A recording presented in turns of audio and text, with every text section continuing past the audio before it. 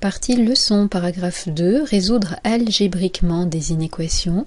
On va expliquer comment on construit le tableau de signes d'un produit ou d'un quotient. Pour construire un tableau de signes d'un produit ou d'un quotient, pour l'instant on a travaillé sur le produit, mais on ne va pas tarder à travailler avec les quotients et vous verrez qu'on procède de la même façon. On utilise le fait que, pour faire la ligne bilan de notre tableau, le produit ou le quotient de deux quantités de même signe est positif et le produit ou le quotient de deux quantités de signes opposés est négatif.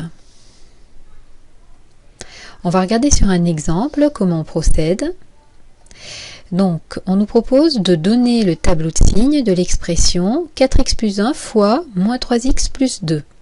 On a donc un produit, un paquet fois un paquet, et pour étudier le produit de deux facteurs, il faut étudier le signe de chacun des paquets.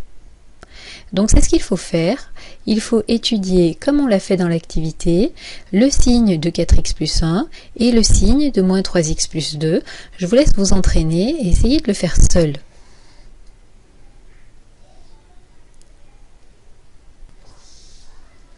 On trouve donc que notre expression 4x plus 1 sera positive quand x sera au-dessus de moins 1 quart.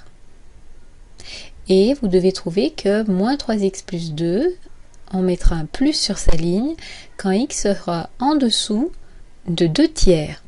Attention, dans la résolution de cette inéquation, il a fallu diviser par quelque chose de négatif. Pour se débarrasser du moins 3, on divise des deux côtés par moins 3. Le sens de l'inégalité change. On a x inférieur à moins 2 divisé par moins 3. C'est pareil que 2 tiers. Donc, on complète notre tableau ensuite. Une ligne pour x, une ligne pour le premier facteur 4x plus 1, une ligne pour le deuxième facteur, moins 3x plus 2, et pour le bilan. Donc nos x vont de moins l'infini à plus l'infini, et on installe sur cet axe les valeurs qu'on a trouvées ici, qui vont permettre d'étudier le signe des deux expressions. On installe moins 1 quart, et il faut également installer 2 tiers. On met la valeur négative en premier, il faut ranger les valeurs dans l'ordre croissant. On tire des traits sous les valeurs pour faire apparaître des cases, et puis on les complète. 4x plus 1, je dois mettre plus, où ça?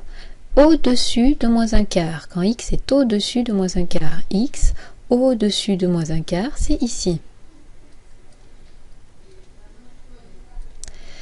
Moins 3x plus 2, je dois mettre plus, où ça? Quand x est sous, plus petit que, en dessous de 2 tiers. En dessous de 2 tiers, je dois mettre plus. Je fais le bilan, le produit. Quelque chose de négatif fois quelque chose de positif, ça fera quelque chose de négatif. Positif fois positif, positif. Positif fois négatif, négatif. Et lorsque l'un des facteurs est nul, le produit est nul également, les zéros tombent par terre. Et voilà, nous avons construit le tableau de signes du produit.